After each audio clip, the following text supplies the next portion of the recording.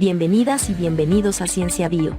Somos una plataforma educativa creada por una red comprometida de científicos latinoamericanos con el propósito de compartir conocimientos y experiencias de una manera efectiva y profesional.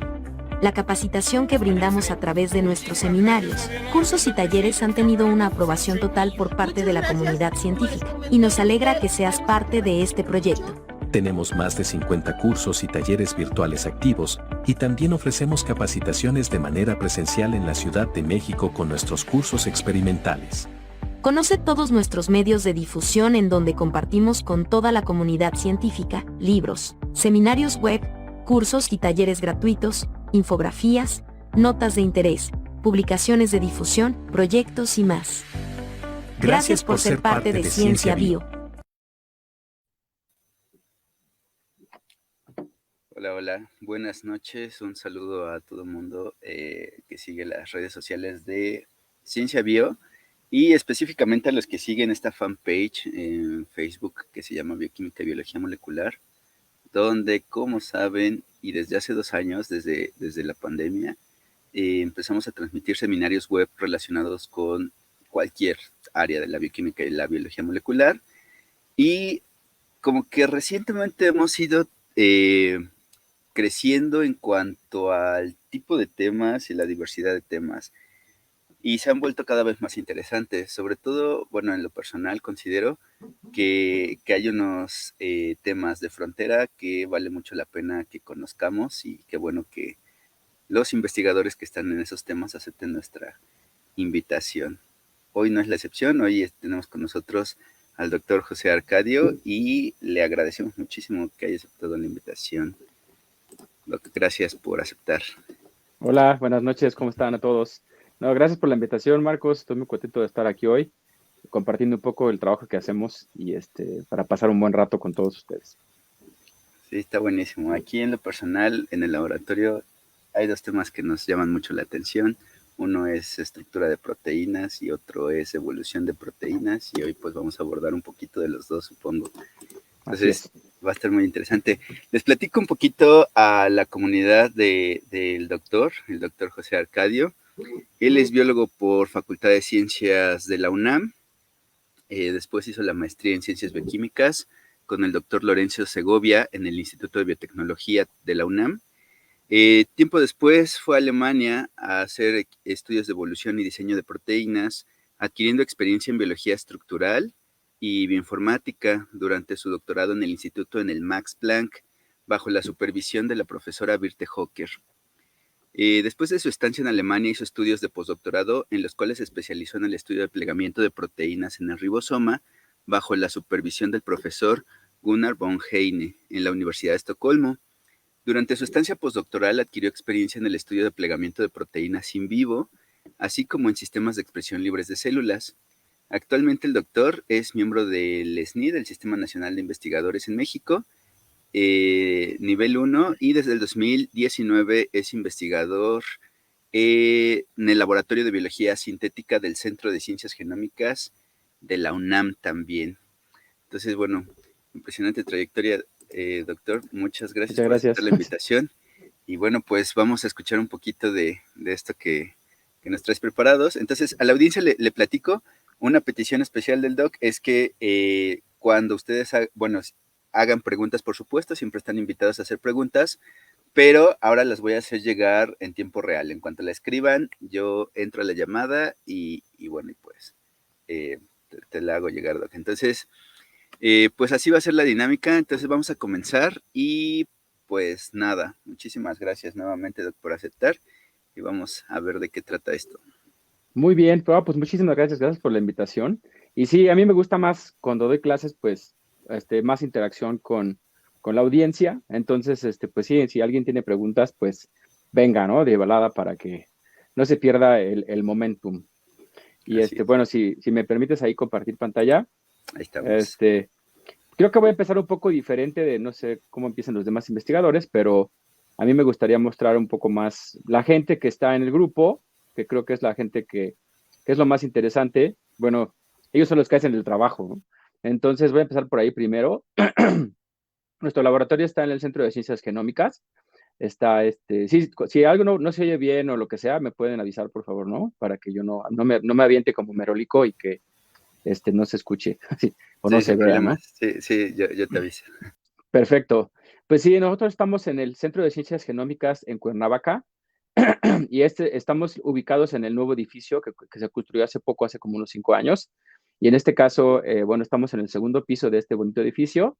Y bueno, el laboratorio está compuesto por varios miembros al momento. Y lo que nos da muchísimo gusto al momento es que nuestra más flamante bióloga se acaba de titular, que es la bióloga Giancarina Pintor. Se acaba de titular el 11 de agosto en la Facultad de Ciencias, ¿no? Y entonces acá tenemos una foto de todos los integrantes como estaba hace menos de un mes. Y aquí tenemos a Andrés, que es un estudiante de licenciatura que acaba de entrar a hacer su tesis. Él es biólogo de la Facultad de Ciencias. También tenemos a Emiliano, que él es biólogo de Iztacala. Y bueno, él está haciendo su maestría en ciencias bioquímicas.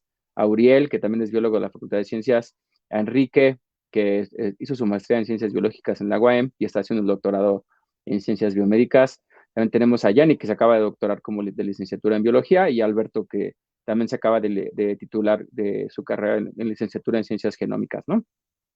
Entonces creo que es a veces de lo más interesante, bueno, es lo más interesante, lo más importante, mostrar a la gente que, bueno, que está haciendo que esto sea posible, la ciencia en el laboratorio. Aquí, por ejemplo, tenemos una fotito en el Instagram del laboratorio de justamente cuando Andrés estaba dando una cátedra ahí de reacción en cadena de polimerasa. También andaba por aquí Lady, que es nuestra técnico académico. Acá tenemos una foto también donde se ven. Aquí tenemos a Soledad, que es nuestra técnico académico administrativa, y Lady técnico académico, ¿no? Y bueno, dos estudiantes que estuvieron en el lab, que es Mitch Murra y Alex, que bueno, ya están en estancias en otros lados. Y bueno, nomás es un poquito, si quieren conocer un poquito más de la vida del laboratorio, pues aquí tenemos el Instagram del lab, que es Farías Laboratory. Y ahora sí, vamos a pasar un poquito más a la parte de la ciencia, ¿no? Entonces, bueno, como platicaste un poco, Marcos, eh, yo he estado muy interesado en el estudio, desde que empecé el doctorado, pues en el estudio de la evolución de proteínas. Y cuando empecé a trabajar con el profesor Gunnar von Hein en Estocolmo, pues también mi interés se empezó a mover un poco más hacia el efecto que tiene el ribosoma en las proteínas, ¿no? Y aquí, por ejemplo, me gusta poner mucho esta imagen de Darwin, que está espantando las nubes de la superstición y la anticiencia. Y tenemos aquí el ribosoma, donde es una caricatura del ribosoma con una proteína que va saliendo del ribosoma y se está plegando. Entonces, vamos a empezar yo creo, como estábamos platicando, no sé exactamente qué tipo de audiencia, que algunos tienen los conceptos básicos, otros no. Entonces, pues creo que es importante mejor ir desde el mero principio, ¿no? Porque a veces cuando platico con amigos y gente que no estudian ciencia, pues me gusta platicarlo así, me gusta decir, bueno, que tenemos los seres vivos, tenemos los genes, y en estos genes, pues es la información genética que nos hace ser como somos. Y entonces esa información genética se va a transcribir en un mensaje, que es un RNA mensajero, en el cual ese RNA mensajero es atrapado por el ribosoma, que aquí está un poquito escondido, pero el ribosoma lo que hace es que pesca ese mensajero. Ahorita vamos a ver un poquito más a detalle de ese proceso. Y el ribosoma entonces empieza a producir las proteínas. Déjenme ver si puedo poner un laser pointer. Y entonces las proteínas son básicamente los agentes funcionales de la vida. El mensaje que está codificado en un gen, pues se hace una proteína, y esta es la molécula que es activa, básicamente, ¿no? Ahorita existen muchos sabores de moléculas activas, también hay muchos RNAs funcionales, pero esto está un poquito fuera del tema. Nomás que convencionalmente así es como se estudia este problema, ¿no? O sea, o como este orden de complejidad o de descripción. Y bueno, las proteínas están formadas por aminoácidos que se van uniendo, y aquí se ve como un poquito un espagueti, ¿no? Que tiene su estructura primaria, y esta estructura primaria se va organizando de manera específica para formar estructuras secundarias, como estas alfas que vemos aquí. Alfa hélices se les conoce, son como unos choricitos ahí. Y después esta estructura secundaria se colapsa o forma un tipo de estructura globular. Hay proteínas también que forman estructuras más alargadas y todo, pero ahorita estamos hablando como de las cosas más generales. En este caso, y formando su estructura terciaria, cuando ya está de alguna manera formada la proteína y después estas estructuras terciarias se pueden organizar con otras estructuras terciarias para formar una estructura cuaternaria en el cual tenemos diferentes proteínas interactuando para formar complejos, por ejemplo, y a esto se les conoce como la estructura cuaternaria. Este proceso en el cual la proteína va de una especie de espagueti hasta una estructura terciaria se le conoce como plegamiento de proteínas o en inglés protein folding. Ese es uno de los procesos principales que nosotros estudiamos en el laboratorio. Y bueno, luego salta la pregunta de por qué queremos estudiar las proteínas, pues porque como les estaba comentando, las proteínas pues son los agentes funcionales de la vida y hacen un montón de funciones. Básicamente todas las funciones en el cuerpo casi todas están mediadas a través de la actividad de las proteínas y esa actividad de las proteínas está determinada por su estructura terciaria. En este caso, por ejemplo, aquí podemos ver un anticuerpo, antibodies en inglés, que está pegado a un virus. Entonces, esto cuando un virus nos invade, y aquí se ve que está muy grandote el virus en comparación con el anticuerpo tiene que tener cierta estructura terciaria, como aquí podemos, por ejemplo, estas interacciones aquí, y se le va a pegar al virus. Y eso va a evitar que el virus nos invada, ¿no? O sea, ya puede andar ahí circulando en la sangre, pero no puede ya interactuar con su receptor y ya no puede invadirnos. Entonces, estos son los tipos de funciones que tienen las proteínas. Hay alguna otra función que al momento es muy famoso, ¿no? Entre la gente que quiere mejorar a veces las funciones que les duelen las rodillas o que tienen algunos dolores por ahí. La gente empieza a tomar colágeno, que es una proteína que da estructura. En este caso, pues aquí tenemos una estructura de colágeno, ¿no? Que es una muy alargada. Y también tenemos las enzimas que hacen las reacciones, como por ejemplo en este caso la alfa-amilasa, es una enzima que se encuentra en la saliva y cuando nosotros comemos, pues empieza a trabajar para empezar a partir la comida que nos comemos. Y así, entonces, ¿hay una pregunta por ahí? Sí, Doc. Nos pregunta Watap Mendoza, ¿eso sería el dogma central de la biología molecular? Sí, efectivamente, si nos regresamos a una diapositiva, este es el dogma central de la biología molecular. Y bueno, ha cambiado o sea, hay como algunas variaciones, ¿no? Por ejemplo, se puede retrotranscribir el mensajero, el RNA hacia el DNA y así. O luego también hay RNAs funcionales y hay un montón de modificaciones, digamos, en función de lo que vamos descubriendo, pero todavía digamos que la parte más clásica es esta, ¿no? Es el dogma de la biología molecular, sí. Así es, se sigue, ya no fue tan dogmático como parecía, ¿verdad? No, Y, ya no. y hay otra cosa, no sé si tú has escuchado de eso, pero algunos biólogos estructurales presentan el dogma central de la biología estructural. ¿Tú alguna vez has escuchado eso? O bueno, no tengo No. ahorita una referencia, pero sí que lo he escuchado.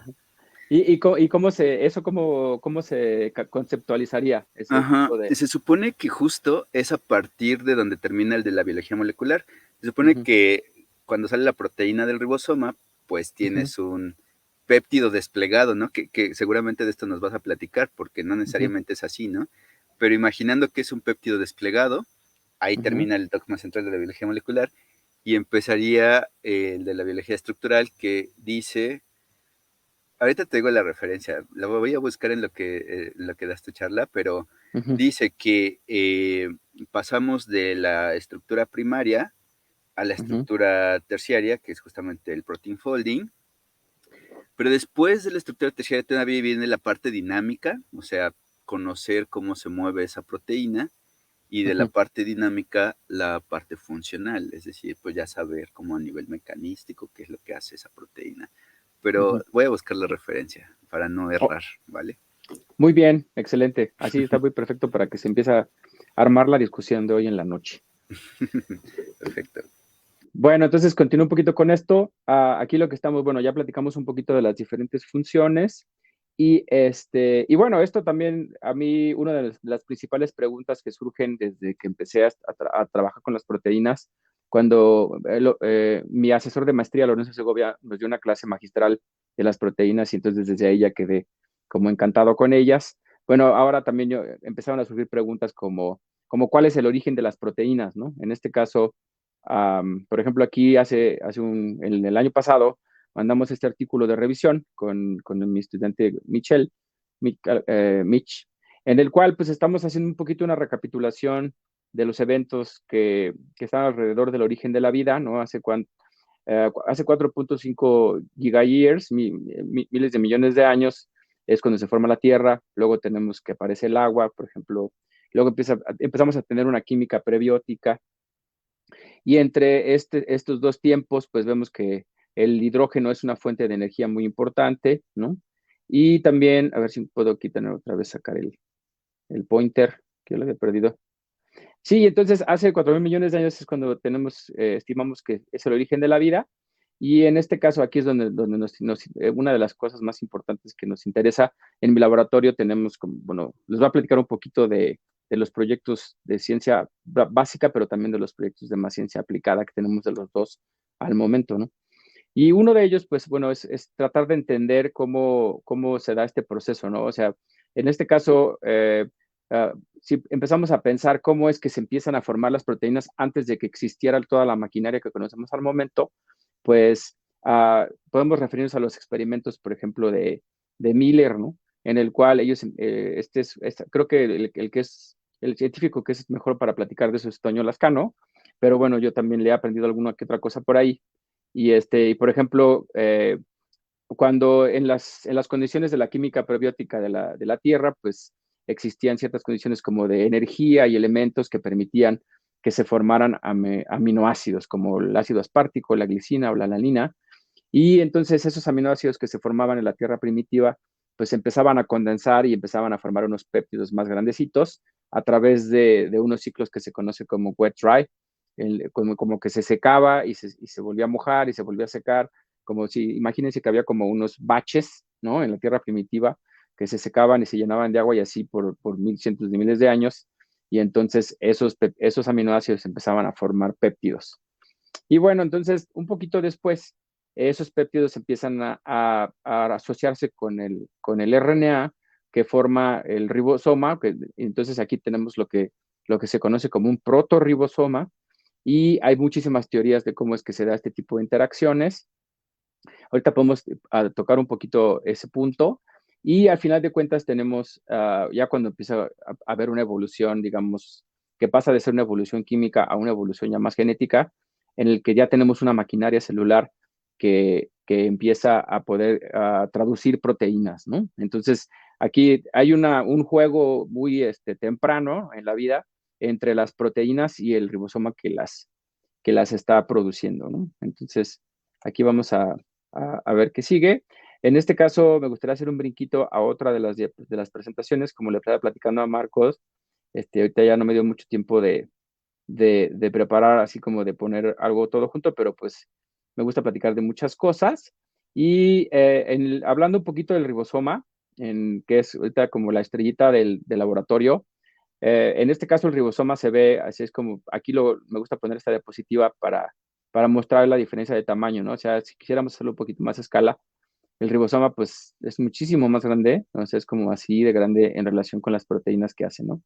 Entonces, aquí esta es una representación más artística que hace David Gossell, es un biólogo estructural y artista que trabaja con el PDB, y entonces aquí tenemos la subunidad grande y la subunidad pequeña del ribosoma.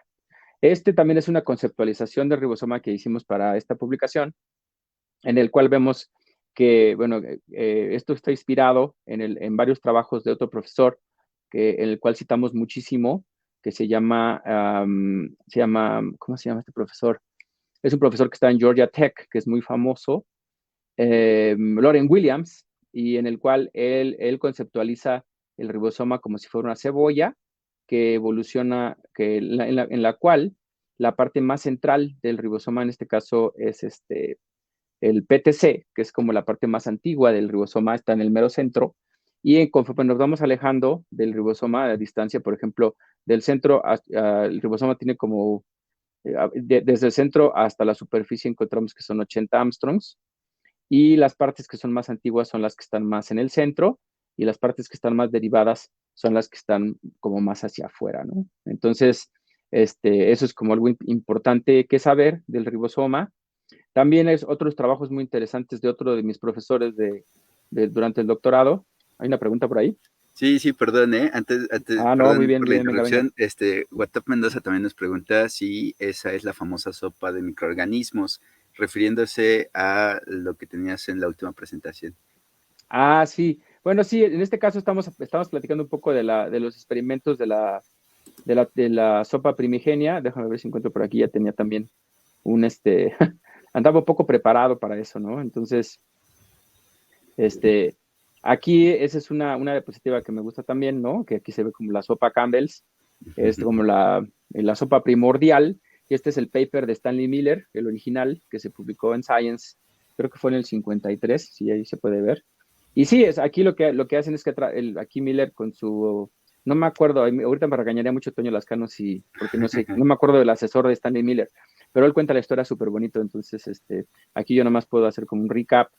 En este caso, bueno, tenemos la sopa primordial que tiene ciertos elementos que están presentes en esa sopa y cuando se le echan unas descargas eléctricas, pues empieza a surgir aminoácidos precursores, ¿no? De las proteínas.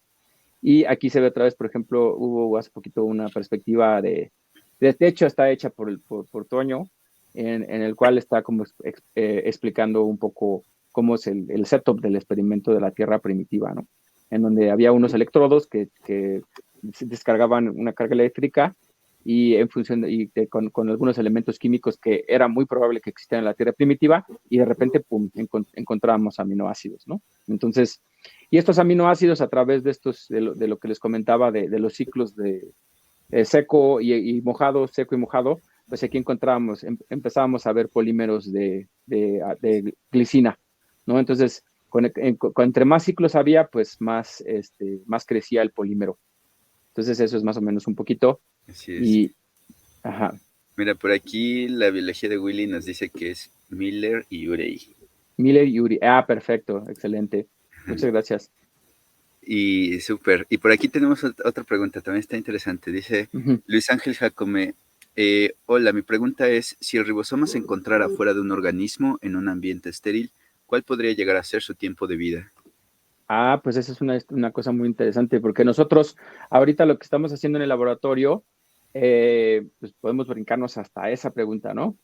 En este caso es muy interesante esa pregunta porque justamente el viernes pasado, ah, no, ya tiene un ratito, tiene como 2 semanas, en el cual, bueno, fuimos a hacer unos experimentos con un colega que trabaja en el Instituto de Química, que se llama Armando Hernández. Me parece que él hace poco presentó aquí con ustedes Tiene un, 2 semanas, sí, así Ah, qué es. chido. Pues con Armando Hernández somos muy amigos y él tiene un microscopio de fuerza atómica, que no me pregunte cómo funciona porque es un aparato un poco complicado, pero súper poderoso. Y yo me llevé unos ribosomas que purificamos en nuestro laboratorio, y así es como se ven muy padres. Son como estas bolitas que están aquí, ¿no? Aquí creo que son dímeros de ribosomas, ¿no? Entonces, así es como se vería una conceptualización, y aquí estamos viendo los ribosomas purificados. Entonces, pues, o sea, la pregunta es si seguirían siendo funcionales o no, pues aquí ya no, ¿no? Yo creo que ya están como fijos Ujú. y en una plaquita seca, pero podemos ahorita pues brincarnos un poquito, por ejemplo, al el proyecto de maestría de Emiliano, ¿no? En este caso, el proyecto de maestría de Emiliano, lo que estamos tratando de hacer, que ya casi queda, es producir el sistema de expresión libre de células que se conoce como Pure System. No, en este sistema de expresión libre de células es, digamos, como uno de los avances más importantes que han existido en términos de biología sintética, porque lo que se logra con esto es poder expresar proteínas en un sistema in vitro sin células, ¿no? Entonces, refiriendo exactamente a la pregunta que nos hicieron, pues aquí lo que hace Emiliano, y que ya es un experto purificador, porque ha estado haciendo esto como por el último año de su maestría, en Ujú. este caso está purificando ribosomas de Escherichia coli, son ribosomas bacterianos. Y aquí se ve, por ejemplo, una fotito de cómo se ve sabes que hasta creo que lo podría más bien para que se vea mejor, así.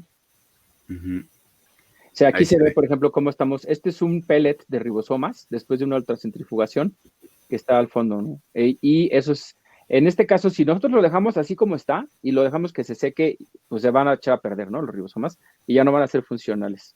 Entonces, lo que nosotros tenemos que hacer es, después de que tenemos el pelletcito, lo ponemos en un amortiguador especial que se conoce, bueno, puede ser de diferentes tipos de amortiguadores en los cuales las macromoléculas, digamos que están contentas, ¿no? O sea, por ejemplo, puede ser como trees, como hips, son en un sistema acuoso con diferente carga iónica para que los ribosomas sean felices. Y especialmente necesitan magnesio, porque si no tienen magnesio se deshacen, ¿no? Entonces, si lo sacas de una célula viva, pues es muy probable que ya no funcionen y si no están en solución, pues también es muy probable que ya no sirvan, ¿no? Y sí, no sé si eso, ¿tú crees que responde a la pregunta? Sí, yo creo que sí, justamente ese es el asunto, ¿no? O sea, sí pueden trabajar fuera de la célula, como este sistema, el Pure, que está muy interesante, a ver si ahorita nos platicas un poco más. Uh-huh. Pero bueno, pues finalmente, si se deshidratan o como dice el doc, si le falta magnesio, pues ya fue, ¿no? Y fíjate que hay una discusión aquí interesante en los comentarios, porque la biología de Willy dice, bueno, es que la pregunta dice, ¿cuál podría llegar a ser su tiempo de vida? Y la biología de Willy replica y dice, pero el ribosoma no tiene vida, así que no tendría tiempo de vida, ya que no es un ser vivo, ¿no? Ahí viene, qué bueno que salió esa pregunta, porque justamente quería tocar algo de eso. Fíjate que hay unas teorías ahí interesantes. Ya. Bueno, no importa que no lleguemos a hablar de los experimentos. Digo, con que siga la discusión padre, los podemos seguir. Totalmente. Ya cuando se cansen y nos dicen ya paramos, ¿no? Pero sí, en este caso, por ejemplo, estaba refiriéndonos a las investigaciones de varios profesores, ¿no? Que han sido mis maestros y bueno, que los que he aprendido mucho. En este caso, por ejemplo, bueno, creo que esto no es ahorita, pero en el caso de, bueno, esto lo voy a mencionar después, pero hay un profesor que se llama Harvey Bernstein, ¿no? Harvey Bernstein, que él está proponiendo algo muy interesante, tiene varios artículos, él trabaja con el ribosoma y además tiene algunos artículos teóricos en relación con el ribosoma, y él dice que es como un missing link entre la evolución prebiótica, ¿no? Y eso él lo apoya porque el ribosoma, pues como saben, bueno, no creo que no les he llegado a explicar todavía, pero está formado por RNA y proteína, ¿no? Entonces, aquí, por ejemplo, déjame ver dónde habría una imagen más padre. Aquí, por ejemplo, vemos, estas son las proteínas, ¿no? Que están marcadas en función de su año, o sea, o de, digamos, de qué tan derivadas son o qué tan nuevas son, qué tan antiguas, ¿no? Wow. Entonces, las proteínas más, por ejemplo, se cree que las partes más internas de algunas proteínas, como estos loops, son mucho más antiguos que las partes que son externas. Pero entonces el ribosoma tiene las dos cosas. Es como un ribonúcleo complejo, o sea, tiene RNA y tiene también proteínas, ¿no? Entonces, tomando en cuenta eso, este profesor que les comento, pues él se puso a ver qué tenían esas secuencias de los RNAs que forman el ribosoma, ¿no? Como en este caso el 23S, el 16S y el 5S de los RNAs ribosomales de coli, ¿no? K12. Y entonces él agarra las secuencias de esos RNAs y las traduce y hace búsquedas de secuencia contra las bases de datos, y él encuentra que hay como unos hits muy que están un poco borderline en la significancia estadística, porque como son muy chiquitos los hits, entonces a veces ya ven que cuando hacen un blast, el alineamiento si es muy largo, puede ser que la secuencia de identidad esté baja y puede uno implicar que hay una relación de homología de ancestría común, pero en este caso, como los hits son muy chiquitos, entonces se sugiere que muchos de estos RNAs podrían codificar como para un metabolismo primigenio, ¿no? Y ahí, por ejemplo, se puede codifica para sus propias proteínas ribosomales, para algunas sintetasas, polimerasas, muchas diferentes clases de proteínas, ¿no? Entonces se cree que, por ejemplo, el ribosoma podría ser como un missing link, ¿no? En el cual está codificado como un genoma primitivo. Entonces, aquí podríamos creer que el ribosoma es como un paso entre las proteínas, luego el ribosoma, que es este missing link, y luego ya viene la célula. Entonces, pues es una teoría muy interesante que estaría bien tratar de extender esos fragmentitos y ver si podríamos, a partir del ribosoma, construir una célula, ¿no? ¿Qué faltaría? Y que se pudiera replicar a sí mismo. Entonces, exactamente. Pues, sí, justo lo que nos dicen los libros es eso, ¿no? El que pues una de las primeras moléculas o la primera catálisis relevante para preservar a la molécula sería la autorreplicación, ¿no? Y ahí está, ni más ni menos. Qué interesante. Fíjate que, bueno, sumando a lo mejor un poquito, no sé exactamente cuál era la intención de Luis cuando hizo la pregunta de que cuál podría llegar a ser su tiempo de vida fuera de la célula, pero también en físico-química de pronto pues se usa el término de la vida media, ¿no? Como refiriéndose al tiempo funcional de la molécula, ¿no? O sea, a lo mejor era por ahí, ¿no? Pero o sea, la respuesta es súper interesante. Este tema del missing link está súper chido, o sea, está buenísimo, Sí. la verdad, esta discusión. Mira, hay otras preguntas. Ajá. Esta de Karen Lorena Rieta dice, por cierto, saludos a Cartagena, Karen es de allá. Saludos. ¿En su laboratorio investigan solo a partir de células procariotas o también los provenientes de células eucariotas? Lo pregunto teniendo en cuenta que estos tienen diferencias estructurales y funcionales. Ah, muy bien, esa pregunta también está muy padre. Pues mira, al momento estamos trabajando solamente con bacteria, pero refiriéndonos un poquito a la pregunta de nuestra compañera, pues es que sí, efectivamente, o sea, hay unas diferencias bastante interesantes entre los ribosomas, por ejemplo, ¿no? O sea, como les comento otra vez, este tipo de investigaciones los hace principalmente este profesor que se llama Loren Williams, y bueno, también mucho Ada Yonath, que es, bueno, más así como para recordar un poquito acerca de esto, en este caso, o sea, hubo un premio Nobel que se ganaron en Ada Yonath junto con Venki Ramakrishnan por descubrir la estructura del ribosoma, ¿no? Entonces aquí vemos la foto de Venki, que ahí lo conocí una vez que fue a dar una plática a Estocolmo, y él escribe este libro, sí, a los fans de las lecturas científicas está muy padre, es como un libro de puros chismes científicos interesantes de cómo es la carrera para descubrir la estructura del ribosoma, ¿no? Entonces él está muy padre. Pero aquí, por ejemplo, Ada Yonath lo que hace, ella siguió haciendo experimentos para tratar ella también, o sea, se lo ganaron juntos, ¿no?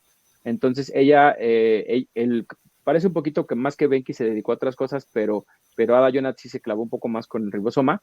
Y lo que está encontrando es que, por ejemplo, hay una parte del ribosoma que es el protorribosoma, ¿no? Que es capaz de hacer enlaces peptídicos, ¿no?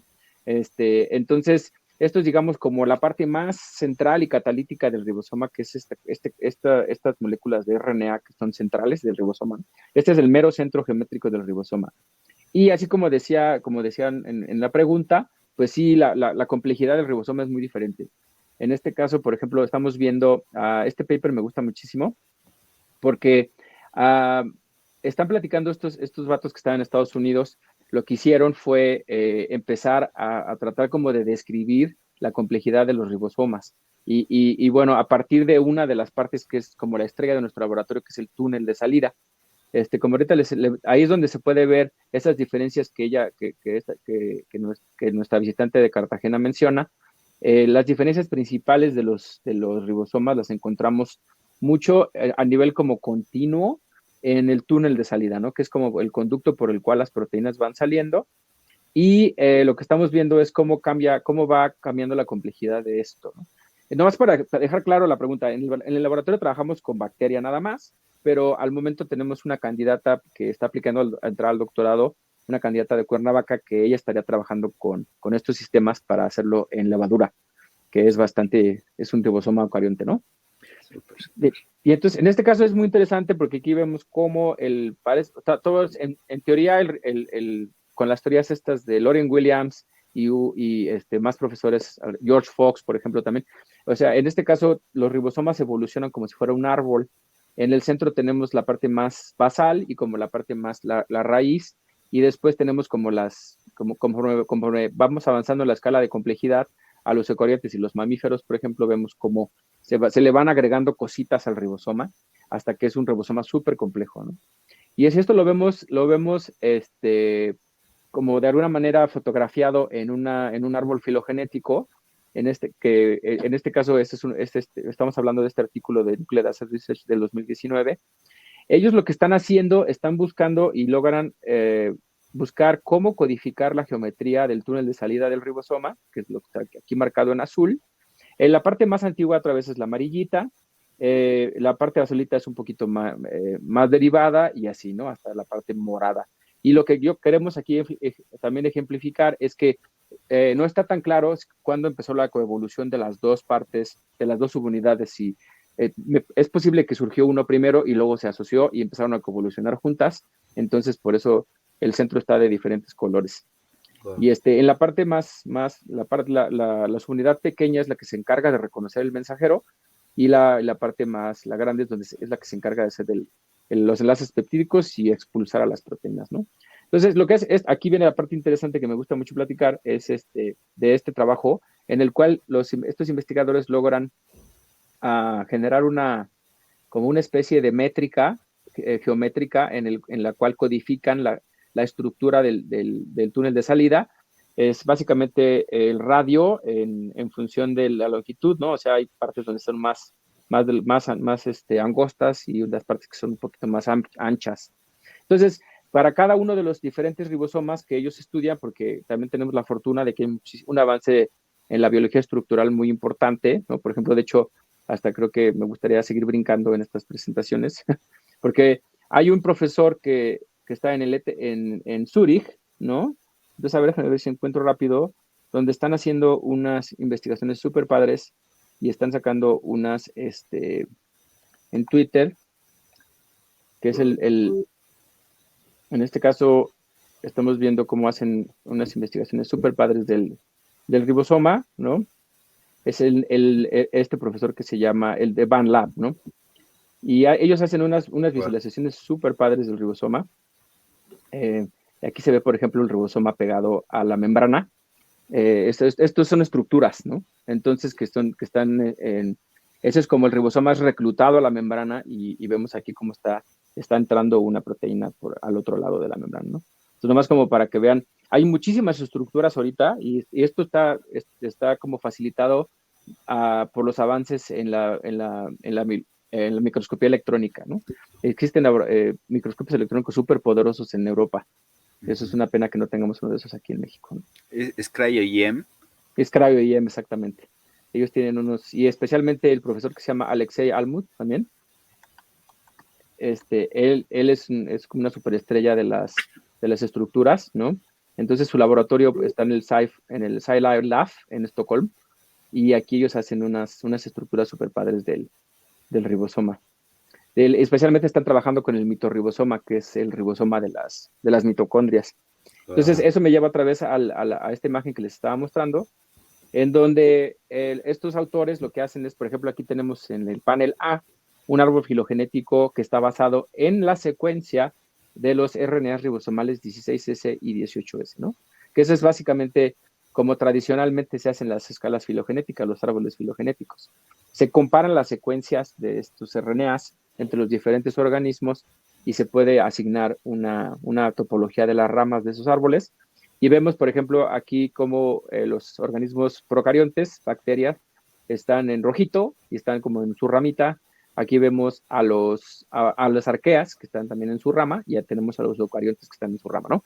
Entonces, esto no es realmente muy sorprendente, porque eso ya sabemos que así es la vida, y estos son los 3 dominios de Carl Guth.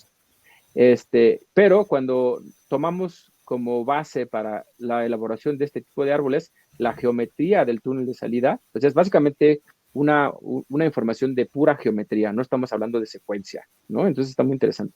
No estamos hablando de secuencia ni comparando, digamos, o sea, ya ves que para hacer BLAST pues se comparan las secuencias, y esto es lo que se compara aquí, ¿no? Entonces, acá no, acá es la pura geometría del túnel, y vemos que se reconstruye perfectamente el árbol, ¿no? Cambian, la posición de algunas ramas cambia, pero en la rama de los procariontes ahí está, ahí tenemos la rama de las arqueas y tenemos la rama de los eucariontes. Y lo más interesante también es cómo de alguna manera se confirma independientemente de la teoría simbiótica de la vida de Lynn Margulis, ¿no? En el cual, porque aquí vemos que el ribosoma de las mitocondrias pues cae dentro de la rama de bacterias, y también los ribosomas de los cloroplastos. Entonces, pues eso es algo muy interesante, ¿no? Sí, súper bueno, porque justo el fin de semana estábamos platicando cuáles son las evidencias de la teoría endosimbiótica, y esta se puede sumar a ellas, ¿no? O sea, qué interesante este resultado, ¿eh? Sí, Bueno, es completamente como ajeno, ¿no? Pues a lo que generalmente se hace. pues está impresionante. Nada más un paréntesis para la audiencia que no está tan familiarizada. Estas herramientas cryo-EM, que, bueno, son herramientas de biología estructural que están permitiéndonos aumentar la resolución, pero de complejos muy grandes, ¿no? Macromoléculas así muy grandes, ¿no? Que digamos es es un paso reciente en la biología estructural. Entonces ahora se pueden ver, por ejemplo, como nos mostró el doc, pues ribosomas, ¿no? Anclado a la membrana, ribosomas ensamblados, ¿no? Digamos en su estado nativo, ¿no? Eso está buenísimo. Sí, efectivamente. Eso es algo que, bueno, es como decía, es una desgracia que no tenemos este tipo de herramientas acá, pero bueno, podemos establecer colaboraciones con nuestros colegas allá en Estocolmo, por ejemplo, ¿no? Ahorita yo voy a ir a trabajar un poquito a Alemania, pero también voy a pasar unos cuantos días a visitar a mis ex colegas en Estocolmo. Y pues a ver si podemos seguir colaborando. Está muy padre. Perfecto. Pues es que finalmente así funciona, ¿no? Con colaboraciones. Doc, tenemos otra pregunta muy interesante. Miriam Palacios Venga. Pérez nos dice, hola, hay algunos trabajos que mencionan que a su vez el PTC del 23S rRNA puede formarse a partir de mini hélices de proto-tRNA. Ah, wow, pues eso yo no lo sabía, ¿eh? No había escuchado de ese tipo de trabajos. Y pues sí, hay muchas teorías de cómo es que se forman esto, ¿no? También este profesor que, como les comentaba, Harvey Weinstein, él dice que sí, que, o sea, por ejemplo, el origen de los tRNAs viene también de ahí, ¿no? De algo similar como lo que les comentaba del missing link, ¿no? Y aquí algo así, pues yo creo que tiene que ver un poquito con los trabajos como de Ada Yonath, ¿no? Ese tipo de RNAs que están aquí. Y la cuestión es que pues es bien difícil a veces demostrar que son catalíticos, ¿no? Porque hay que ir como detectando que va creciendo el péptido. Y sí, pues sí, qué padre. Pero Así es. no conocía ese trabajo. Además, otro problema de la biología estructural es que luego tienes que disociarlo de su complejo natural, ¿no? O sea, como que para estudiar una parte la tienes que aislar y aislada de pronto pues ya no tiene las mismas características. Eso podría pasar. Efectivamente. Hay otra pregunta muy interesante de Gamma MA. Dice, entiendo que el El gamma. ribosoma está formado de alrededor 50 proteínas. ¿Qué aspecto fue el que se seleccionó a lo largo de la evolución para que todas ellas cooperaran entre sí junto con el RNA y así formar un ribosoma funcional? Pues sí, eso me lleva un poquito por ejemplo, a los trabajos de este profesor Andrei Lupas, ¿no? En el cual él ya empieza a decir que los péptidos para que se seleccionaran, pues tendría que haber tenido alguna función, ¿no?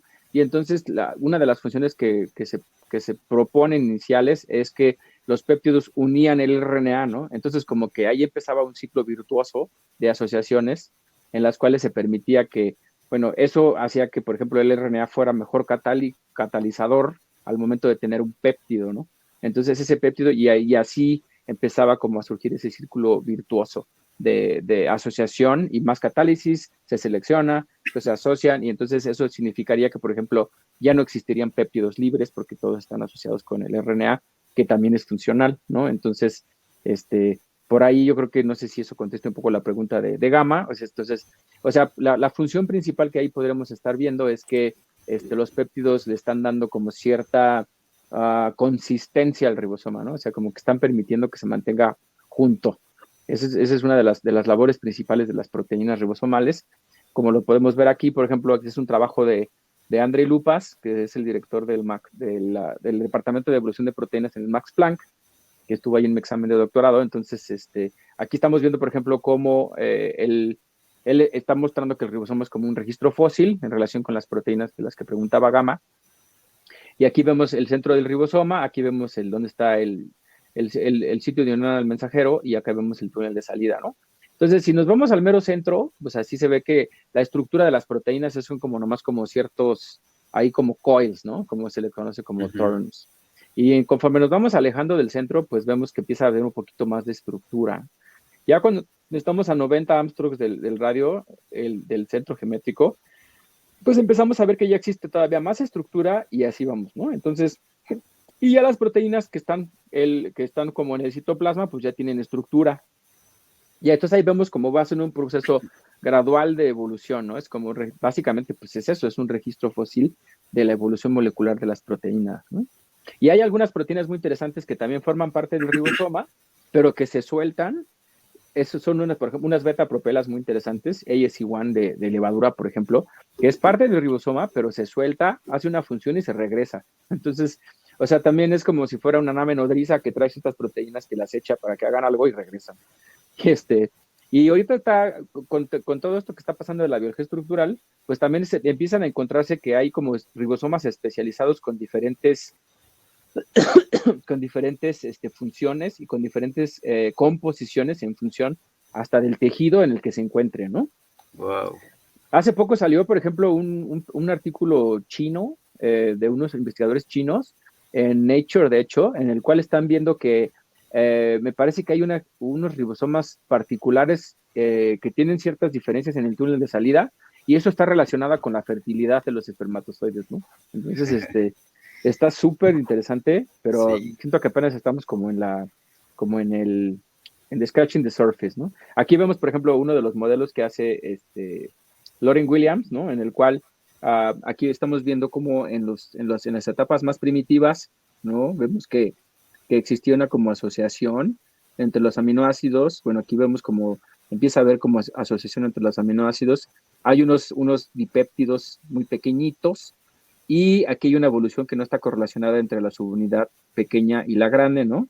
Entonces, en algún momento empieza a haber una asociación entre los péptidos y los ribosomas del, bueno, RNA de ribosomal, y después empieza ya a haber una correlación, una evolución correlacionada entre las dos subunidades, y eso correlaciona muy bien con la evolución de los plegamentos más complejos, como los que estamos viendo acá, ¿no?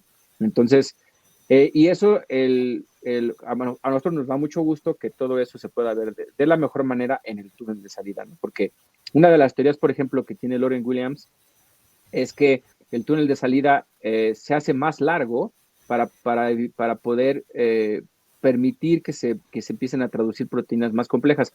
Porque si lo que pasa, por ejemplo, con este tipo de péptidos es que si no hubiera como una cavidad muy larga, pues se cerrarían contra ellos mismos y entonces ya no podría haber una catálisis de un péptido más largo, ¿no? Entonces, una de las ideas que existe ahí es que una de las funciones del túnel de salida es que permita que se sinteticen péptidos más largos, ¿no? Wow, qué interesante. O sea que, digamos, haces más grande la fábrica para tener productos más complejos o algo así, ¿no? Exactamente. O sea, ¿funcionaría como un tipo de chaperona o...? Ajá, exactamente. Ya vamos llegando al tema de la discusión de nuestro laboratorio, ¿no? Y si quieren, podemos ir un poquito a eso. En este caso, aquí vemos, por ejemplo, como estaba comentándolo también Marcos, que las proteínas, pues cuando se estudian solitas o fuera de su ambiente natural, como aquí eso es un corte transversal de Escherichia coli, que también está hecho por este investigador que me gusta mucho, y es ilustrador David Gosel. En este caso estamos viendo, bueno, aquí vemos la doble membrana de coli, su flagelo, vemos los ribosomas haciendo proteínitas que salen aquí como unos choricitos, y vemos aquí las proteínas asociadas con el DNA, vemos el DNA, y vemos que es bastante complejo, es bien diferente de cómo se pliegan las proteínas en el tubo de ensayo, ¿no? Que aquí vemos, pues están solitas las proteínas, en este caso están solas con su amortiguador, y entonces digamos, la complejidad es muy diferente. Y ahora un poquito como para contestar la pregunta esta de si el túnel de salida podrá funcionar como una chaperona, pues vamos a ver un poquito cómo se han hecho este tipo de estudios digamos, de plegamiento in vitro, ¿no? Entonces, en este caso, aquí estamos viendo, esta es una representación muy real, ¿no? De cómo se ve un paisaje de plegamiento de una proteína, ¿no? Aquí estamos viendo, digamos, esto sería como todo el espacio entrópico que pudiera tener la proteína, ¿no? O sea, como toda esa superficie en el eje de las X, ¿no? Vemos como está explorando todo ese tipo de espacio y va bajando por este túnel de energía en el cual hay una conformación en la cual tiene la menor energía y aquí alcanza su estado plegado, ¿no? Pero sí, algo muy interesante de esto es que, o sea, cuando se está plegando la proteína, todas las partes de la proteína pueden formar interacciones unas con otras. Y a diferencia de lo que pasa en el túnel de salida, ¿no? Que es lo que vamos a ver aquí a la derecha, esto es también un time lapse de lo que se conoce como una nation chain. Esto es así se le conoce como las cadenas nacientes cuando todavía están pegadas al ribosoma.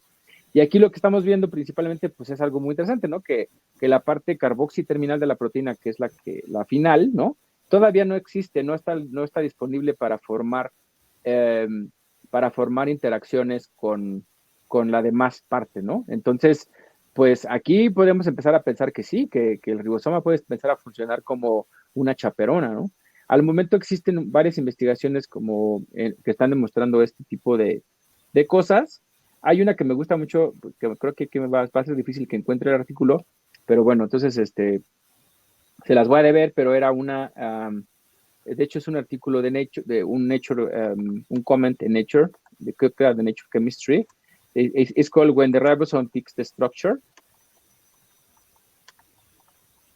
Lo bueno es que sí me acuerdo de... Ah, pues Sí, aquí está. tienes una memoria privilegiada, ¿eh? O sea, estás evocando datos muy, muy precisos de Qué bueno que fuentes sí muy me acordé. diversas. Sí, Sí, increíble.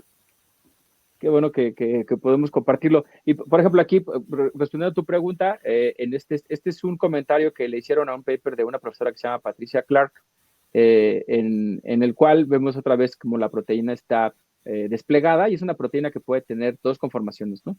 Y que esas conformaciones están determinadas bueno, se pueden monitorear a través de un marcador fluorescente o una proteína fluorescente amarilla o azul, ¿no? Y entonces, cuando esas proteínas empiezan a plegar en el tubo de ensayo solitas, pues en este caso, si encontramos que existe 50 y 50, ¿no? De la configuración, tanto de la configuración azul y la configuración amarilla, y eso se puede medir con algún método, fluorométrico.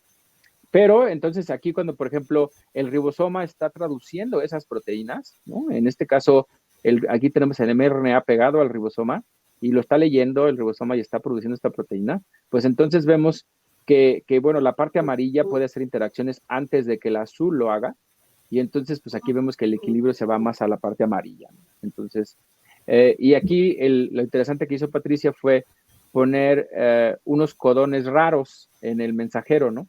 Esos codones raros lo que propician es que, bueno, no sé si ustedes se acuerdan de cómo funciona el código genético. El, el código genético funciona con diferentes, o sea, tenemos diferentes codones para muchos, hay algunos aminoácidos que se codifican con un número más grande de codones que otros, ¿no? Por ejemplo, para valina hay muchos más que para triptofano. Y entonces todos estos codones tienen diferentes frecuencias, ¿no? Entonces, por ejemplo, Escherichia coli utiliza mucho para codificar, por ejemplo, valina, utiliza GUG, como el 30% de las veces casi, ¿no? Entonces, y hay uno que es más raro que es GUA, ¿no? Entonces es 7.1. Entonces lo que hizo aquí Patricia fue que puso muchos de estos codones que se ocupan muy poco, y eso lo que provoca es que la traducción se haga más lenta, porque tiene que esperar el ribosoma que llegue el tRNA cargado para poder incorporar el aminoácido. Entonces se alenta la traducción y ahora tenemos una conformación, pues principalmente la proteína amarilla, ¿no? Entonces, por eso es que este paper se llama When the Ribosome Picks the Structure, ¿no? Entonces aquí sí está, digamos, determinando casi la estructura de la proteína, ¿no? Y eso, pues, es difícil de estudiarse en vivo, ¿no? Porque, o sea, todos los experimentos, casi muchísimos experimentos que se hacen in vitro, pues, no toman en cuenta este tipo de procesos. No sé si, Sí. ¿cómo ves? Impresionante. Fíjate que uno de los problemas que tenemos en la producción de proteínas recombinantes, ¿no? Como ya en la parte más biotecnológica, es que se supone que uno le da a la bacteria el gen ideal, ¿no? Con los codones preferenciales, para que siempre exista un RNA de transferencia ahí. Y de pronto la proteína no se pliega bien. O sea, porque estás acelerando la traducción a la máxima posible, y puede ser que de manera natural esa no era la velocidad pues a la que se traducía normalmente esa proteína. A lo mejor está sacando el péptido más rápido de lo que, pues, o sea, no le estás permitiendo hacer las interacciones correctas, el suplegamiento. Y Efectivamente. eso empíricamente lo sabemos. O sea, no sabemos por qué, pero empíricamente sabemos que haces que una proteína se traduzca a la máxima velocidad y luego se Pues aquí te lo tengo. agrega, ¿no? No, sí, de hecho, y fíjate qué bueno que lo mencionas porque pues esto como que me da pie para seguir platicando de esto, ¿no? Y eso nos da pie, por ejemplo, para platicar de uno de los proyectos de laboratorio. En este caso, todo surgió por la inspiración de los trabajos de Patricia, pero también de otro profesor que se llama Eugene Sakhnovich, que es como un antiguo del plegamiento de proteínas. Y él, bueno, ya tiene algunas teorías de para qué funciona eso, ¿no? También, y cómo se puede demostrar. En este caso, bueno, él dice que hay una evidencia de una selección evolutiva para el plegamiento cotraduccional. ¿Y eso cómo se puede ver, no? ¿Qué significa? Pues bueno, lo que él hace en este artículo es que él desarrolla bueno, primero está, él calcula, por ejemplo, imagínense un gen el que ustedes quieran, ¿no? Que mide 250 aminoácidos o 250 codones. Entonces va del 0 al 250. Y él hace dos análisis en paralelo. Un análisis de la presencia o ausencia de codones raros. O sea, esos codones que yo les mencionaba, ¿no? De que no se utilizan muchas veces por coli o por otros organismos. O sea, se utilizan muy poquito, ¿no? Entonces, él está estimando con algoritmos, con programas computacionales, cuál es la presencia o ausencia de esos codones, ¿no? Entonces, por ejemplo, aquí vemos que alrededor del codón 175, hay una presencia bien grande de esos codones raros, ¿no? Que aquí lo estamos viendo por el p-value. Y después, otro análisis que hace en paralelo también es que él desarrolla un programa que es un programa que se conoce como Coarse Grain Model, en el cual permite predecir intermediarios de plegamiento en el ribosoma, ¿no? Entonces es un software que él lo liberó, lo publicó con este artículo, nosotros lo tenemos instalado en el laboratorio. Y cómo funciona es que, bueno, aquí vemos un bajón de energía, aquí vemos que la energía de esta proteína conforme va saliendo del ribosoma, pues tiene cierto nivel, pero cuando llegas a cierto punto de la traducción de esta proteína, vemos que hay un bajón de energía fuerte. Entonces, esto implica que cuando se da este bajón, que toda esta parte de la proteína de acá se puede plegar antes de que el resto de la proteína salga. Y para sorpresa, o como algo que hace mucho sentido, es que este bajón se da 30 residuos antes de que existan los codones raros. Entonces, si lo ponemos en el contexto del ribosoma, que esto no se los conté porque se me olvidó, pero el túnel de salida puede acomodar más o menos como unos 30 residuos en una conformación extendida, ¿no? Desde el PTC ribosomal hasta afuera, ¿no? Entonces, pues aquí vemos desde el centro del ribosoma hasta afuera, el túnel de salida puede acomodar como 30 residuos, ¿no? Entonces, aquí pues hay una correspondencia súper padre, ¿no? Porque cuando el ribosoma va traduciendo la proteína, de repente, ¡pum!, se tiene que sentar tantito ahí, porque tiene que esperar a que esta parte de la proteína se pliegue, y ya que se plegó, entonces ya sigue traduciendo el resto. Entonces aquí digamos que eso es una de los algoritmos que estamos utilizando en el lab, en una colaboración con un técnico bioinformático súper poderoso que trabaja en el IBT, que se llama Juan Manuel. Pero este trabajo fue iniciado por mis estudiantes, ¿no?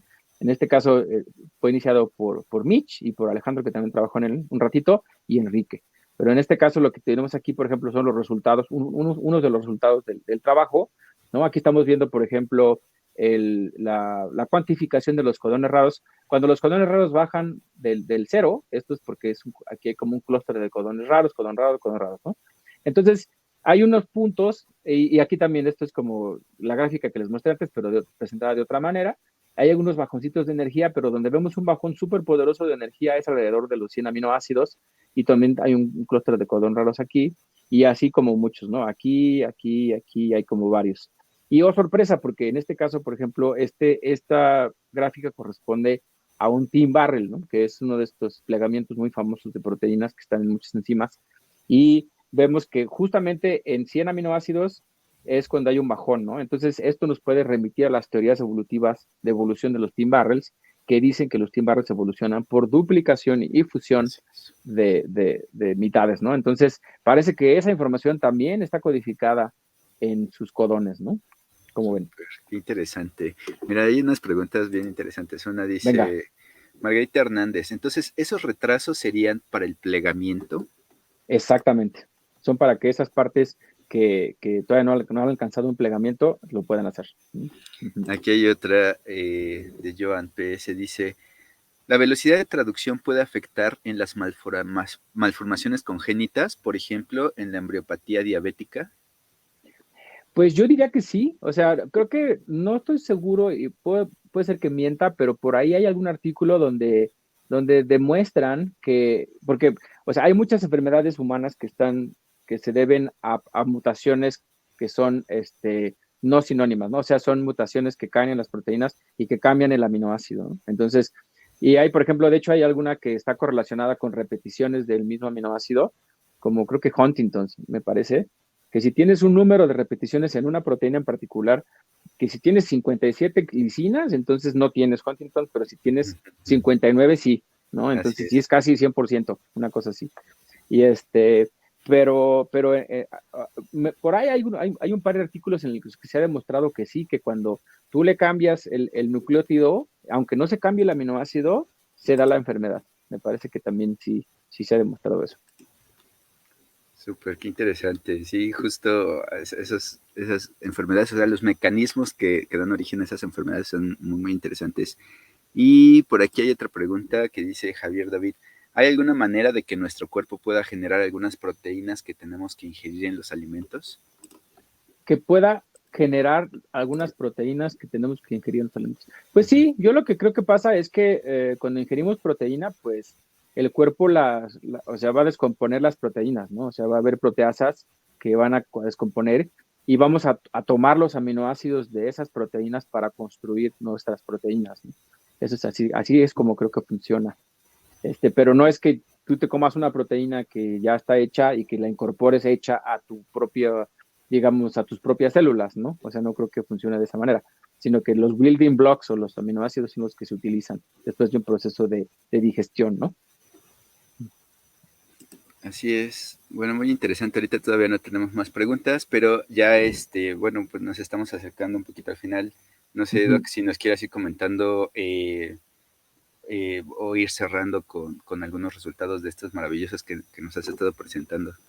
Pues sí, creo que estaría padre, por ejemplo, ahorita ya platicamos muchísimo de la parte más básica de los trabajos, ¿no? O sea, como tratando de entender todo esto, pero ahora, ¿cómo se pueden utilizar estas cosas para hacer algo que funcione, digamos, en la vida ya más aplicado, ¿no? Entonces, de hecho, ahorita tenemos un par de proyectos aplicados, pero uno de ellos que me gusta mucho es estamos tratando de desarrollar un biosensor que está basado en lo que se conoce como mecanoquímica, ¿no? En este caso, lo que estamos aquí representando es que ahorita esto está como muy nuevo, ¿no? Y nomás como para poder hacer como la introducción, es que ya no les expliqué cómo lo medimos, pero nosotros tenemos la capacidad de medir el plegamiento de proteínas en el ribosoma, ¿no? Entonces tenemos métodos bioquímicos con lo que lo hacemos y lo hacemos in vivo, o sea, lo podemos hacer en la célula o lo podemos hacer con este sistema libre de células que se conoce como Pure y utilizamos métodos bioquímicos para hacerlo, ¿no? Pero entonces es importante recordar que cuando las proteínas se están plegando están liberando energía, ¿no? Entonces, esa energía química que se representa muchas veces como la energía libre de Gibbs se puede transformar en energía mecánica, que a veces se puede cuantificar. De hecho, hay experimentos que cuantifican esa energía mecánica que, digamos, haciendo algo muy, muy rudo, muy, muy grueso, bastante rudo, podría ser que 10 kilocalorías por mol son iguales a 8 piconewtons. O sea, más o menos. No, estoy tal vez mintiendo, pero esa es como, digamos, la manera de explicarlo, ¿no? Entonces, cuando una proteína se está plegando, aquí está al revés el ribosoma, ¿no? O sea, la parte de salida del túnel de salida está aquí y como choricito que va saliendo es la proteína. Entonces, cuando la proteína se está plegando o está translocándose hacia otro compartimento celular o está uniendo algo o se está dimerizando o está haciendo instalaciones electrostáticas, pues genera fuerzas. Y esas fuerzas se pueden transmitir hacia el centro del túnel, ¿no? Entonces, nosotros con esas fuerzas podemos hacer lo que se conoce como un biosensor, ¿no? Aquí fue principalmente el trabajo de Yanni, en este caso, ¿no? Y también de Alberto. Entonces, ¿cómo va a funcionar este biosensor? Que todavía no lo terminamos. A ver, déjame ver si encuentro la diapositiva, que ya estoy un poco perdido. Creo que ya está hasta acá abajo. Sí, en este caso, por ejemplo, aquí vemos uno de los resultados de Alberto, ¿no? Entonces, por ejemplo, esta proteína, aquí nomás, créanme, ya no les expliqué cómo funcionaba el método, porque ya no dio tiempo, pero aquí lo que tenemos en el eje de las X es la distancia hacia el centro del ribosoma, ¿no? Entonces aquí, por ejemplo, en el 0, esto sería el centro del ribosoma, y estos serían 60 aminoácidos de distancia del centro del ribosoma. Y esa es la posición de la proteína, ¿no? Digamos de 0 a 60. Y lo que tenemos de acá, de 0 a 1, es la señal de plegamiento. ¿Qué tanto se está plegando la proteína, ¿no? Entonces, así piénsenlo ahorita, ¿no? Entonces, eje de las X, la distancia al centro del ribosoma, del 0 al 1 tenemos qué tanto se está plegando la proteína, ¿no? Entonces, aquí lo que hizo Alberto fue utilizar nuestra construcción que utilizamos, bueno, para medir in vitro, ¿no? Es una proteína que fue modelo de plegamiento, que es como una pizza, que es una proteína diseñada. Ahorita ya no importa qué es, por eso nomás créanme que es una proteína diseñada.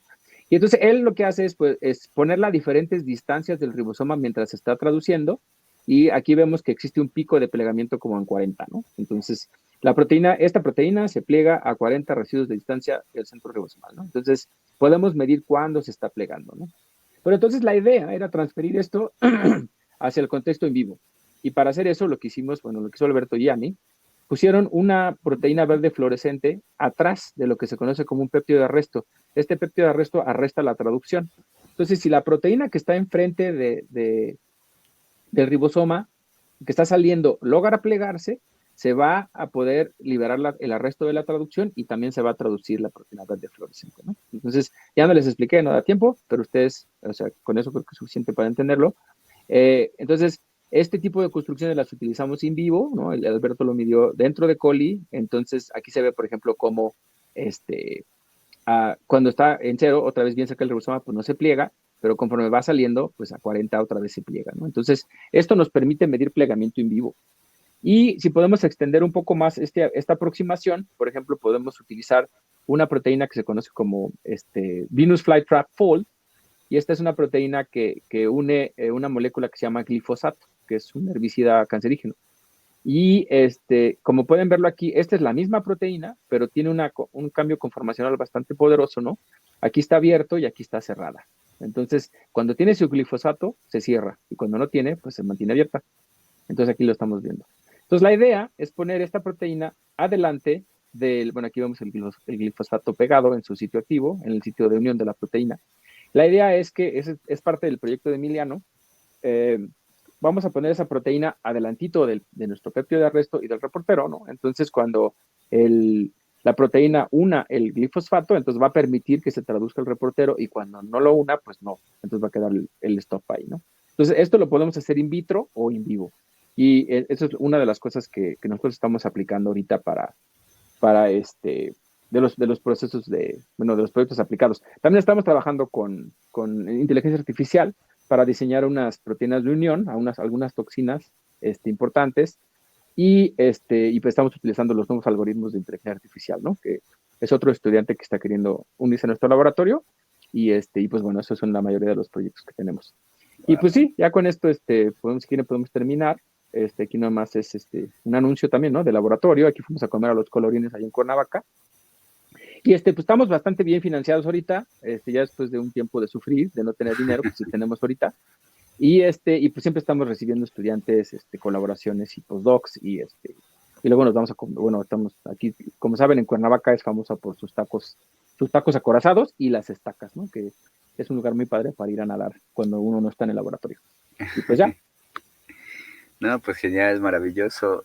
Híjole, de verdad, son un montón de resultados súper interesantes. Y bueno, pues yo tengo un par de preguntas, ya las últimas, porque sí, ya tuvimos bastantes, pues son más de tipo como filosóficas. En tu opinión, el trabajo que hemos hecho para entender el plegamiento de proteínas in vitro, o sea, estudiar las proteínas en solución fuera del contexto celular, se podría completar qué tanto con estudios tomando en cuenta el ribosoma. O sea, pues si el ribosoma es una parte fundamental en el plegamiento de proteínas, ¿qué tanto nos sirve o no lo que hemos aprendido del plegamiento de proteínas solitas en solución?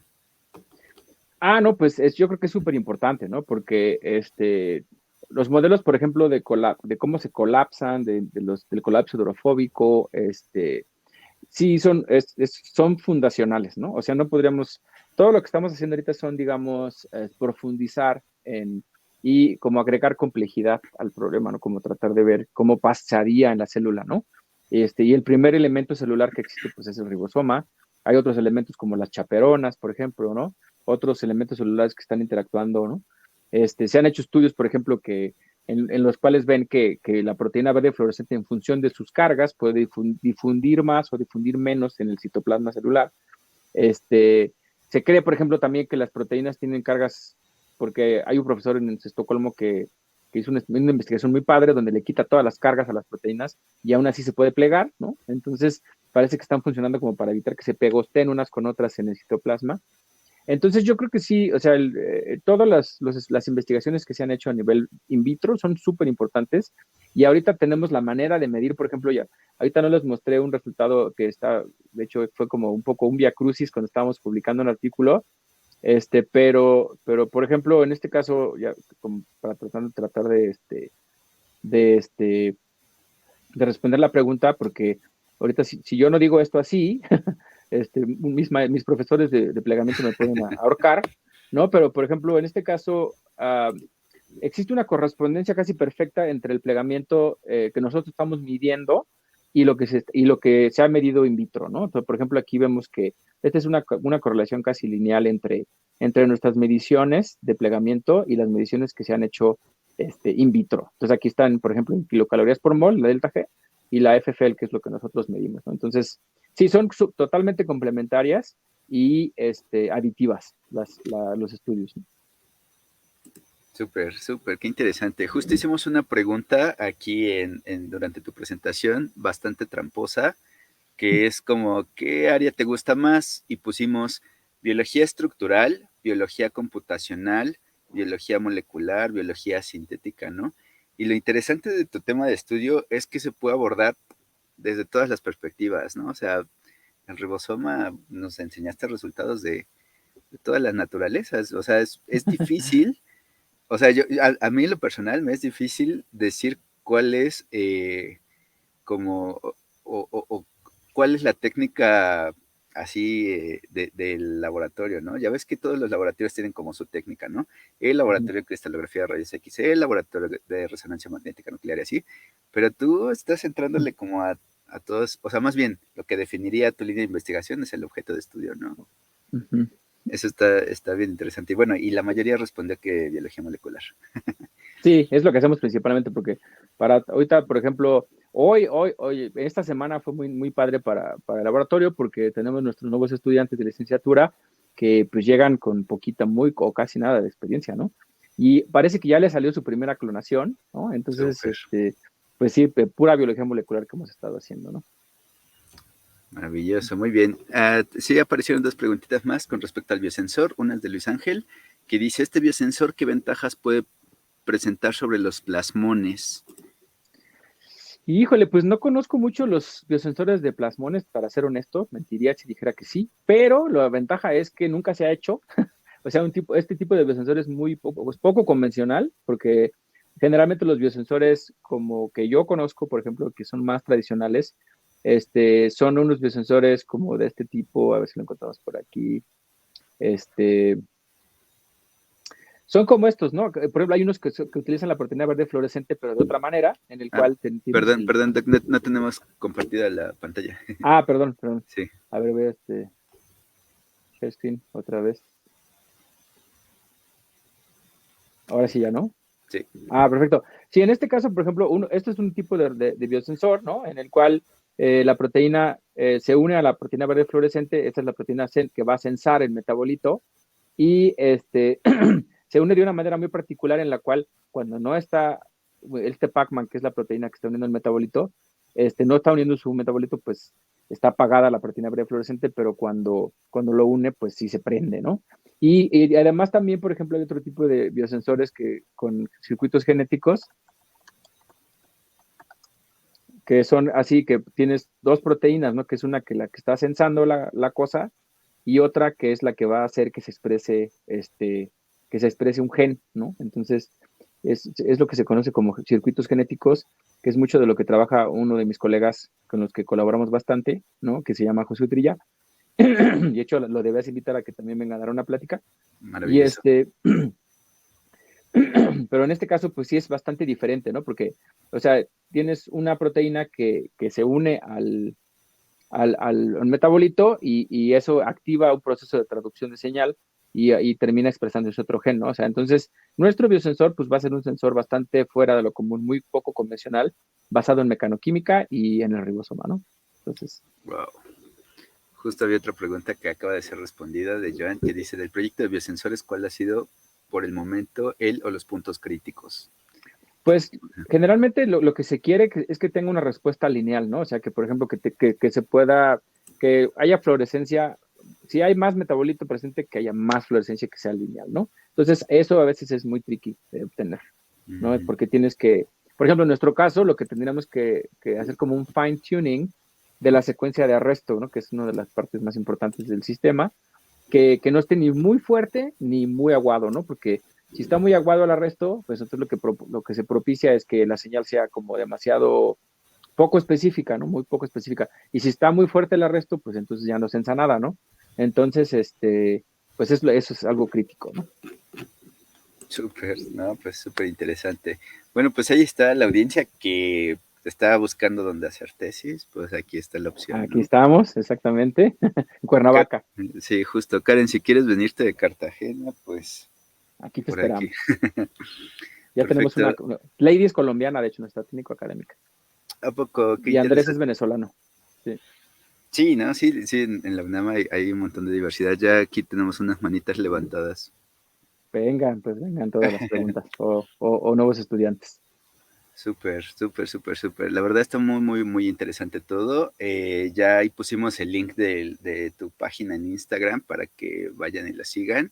Qué bueno, muchísimas Eh, gracias. es súper interesante, ¿sabes? La única vez que he visto que alguien empieza una presentación mostrando el Instagram tiene 5 o 10 años, o sea, sí, sí, bastante, o sea, qué chido, o sea.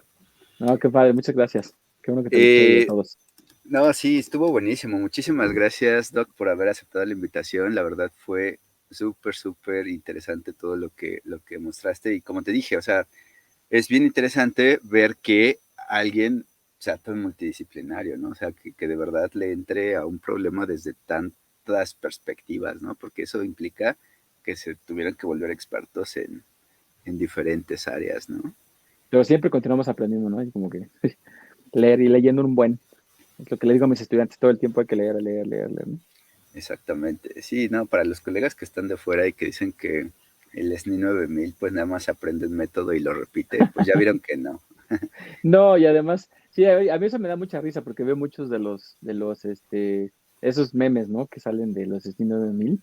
Y pues casi siempre es hasta ahorita en mi experiencia ha sido que, pues es al revés, ¿no? Nosotros ayudamos muchísimo a los estudiantes al principio, ¿no? Porque, pues básicamente tienen una curva de aprendizaje un poco, pues es dura, ¿no? O sea, de los primeros 6 meses casi no les sale nada, ¿no? Entonces, a mí me ha pasado que me han echado a perder polimerasas, este, no se clona nada, ni las secuencias, o sea, meses, ¿no? Entonces, pues ahí uno tiene que entrar a petear con los chavos, ¿no? Y las chavas y hasta que salga, ¿no? Entonces, ahorita de hecho estoy bastante sorprendido y me estoy muy contento con Uriel y con Andrés, que ya le está saliendo su primera clonación al mes de estar en el laboratorio, ¿no? Entonces, pues eso es algo bastante remarcable, ¿no?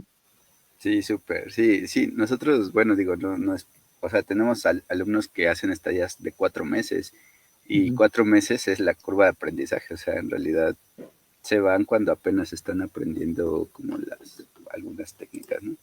ujú. Y sí, sí tienes razón. O sea, eso del SNI 9000 pues también es un chiste, ¿no? O sea, hay cosas que no reflejan en realidad o no representan cuán duro es de pronto, ¿no?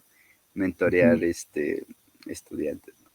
Sí, no, la verdad que yo sufrí mucho al principio porque cuando llegué de Suecia, pues casi no tenía dinero, ¿no? Entonces, tú como investigador que es independiente, que vas a empezar tu grupo, pues tienes chorrocientas mil atribuciones, ¿no? Tienes que primero conseguir el dinero para hacer la investigación. Entonces, escribes el proyecto y te rechazan un montón de veces. Yo me acuerdo que mandé como 9 o 10 propuestas a diferentes lugares.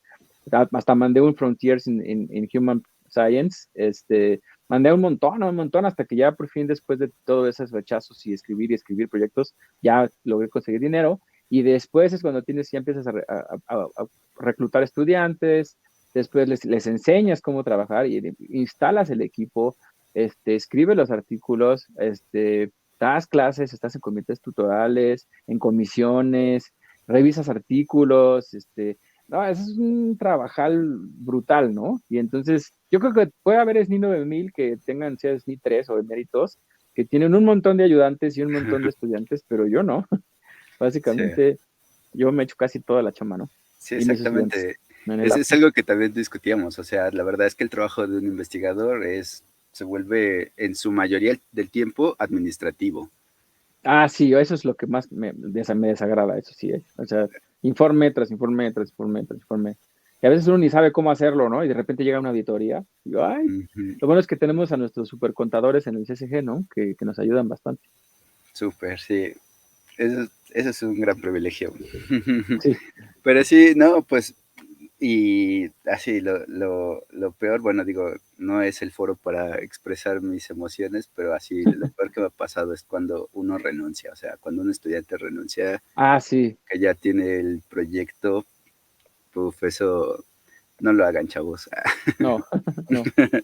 Bueno, pues, Doc, antes de que me ponga más emocional, más sentimental, muchísimas gracias nuevamente por Gracias a este ustedes. seminario web, estuvo súper, súper interesante. Estoy seguro que mucha gente va a estar viendo o siguiendo más de cerca tu trabajo. Ahí busquen los artículos del grupo, ahí está el Instagram, y bueno, ahí si Ah, se aquí quieren poner en tenemos, contacto. también tenemos la página, que es el Farias Lab, así tal cual, fariaslab.org, ¿no? Entonces, tal vez lo puedo echar aquí por el chat. Sí, y ahorita Sí, lo pegamos, ¿vale? Aquí lo ponemos también ahí anda. perfecto, lo voy a poner aquí en un bannercito y ya Muchas está aquí gracias. en, en, en los comentarios también.